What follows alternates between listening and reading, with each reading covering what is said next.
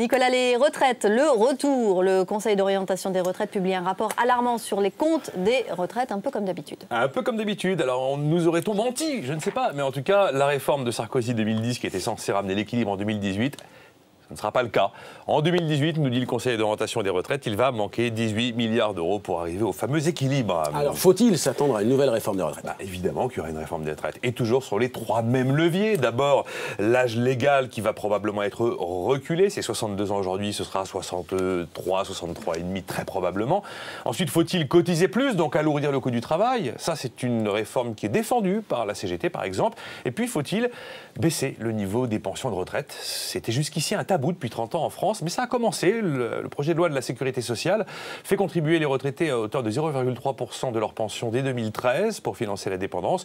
Et il y a de grandes chances qu'un jour, on ait l'alignement des taux de CSG entre les retraités et les actifs. Il faut quand même noter que la réforme des retraites, c'est la seule et unique réforme structurelle qui produit des effets tout de suite et qui ne coûte pas un centime d'argent public. Alors, est-ce qu'une nouvelle réforme pourrait suffire à pérenniser notre système par répartition ? Ça ne suffira pas. Et là, il va falloir évidemment aller sur des terrains qui sont encore vierges. Premier terrain, le taux d'emploi. Si on veut que les retraites soient financées, il faut des actifs. La retraite, c'est une prévoyance, donc une assurance. Une assurance, c'est payé par une cotisation, donc par le travail. Donc il faut plus de gens au travail et plus longtemps. C'est tout l'objet des négociations actuellement avec les partenaires sociaux et même du contrat de génération. Deuxième terre encore vierge, c'est la retraite par capitalisation, à côté de la retraite par répartition. Alors le mot fait peur, le fonds de pension, c'est un mot banni. Inventons un nouveau terme. Imaginons par exemple qu'on crée de l'assurance retraite, à côté de l'assurance vie pour mettre tout le monde d'accord. Et puis troisième terrain toujours vierge, ce serait la réforme systémique. La retraite par points. La CFDT est pour, par exemple. Voilà.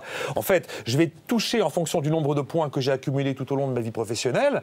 Après, je pars quand je veux, en fonction de mes objectifs de vie, en fonction de mes revenus, et je vais transformer mes points en retraite. Et la valeur du point dépendra des conditions macroéconomiques du moment où je transforme ces points en retraite. L'avantage, c'est que la retraite n'est plus un choix politique, mais une décision purement économique. Ça met tout le monde d'accord, car c'est le même régime pour tout le monde. Et puis, il n'y a plus la polémique des bornes d'âge et tous ces trucs qui nous pourrissent la vie depuis des années. L'évidence aujourd'hui est que notre système est en déclin, qu'il fonctionne mal, on a beaucoup trop de retraités pauvres et que la gestion politique du système de retraite en France a échoué, donc il faudra inventer autre chose.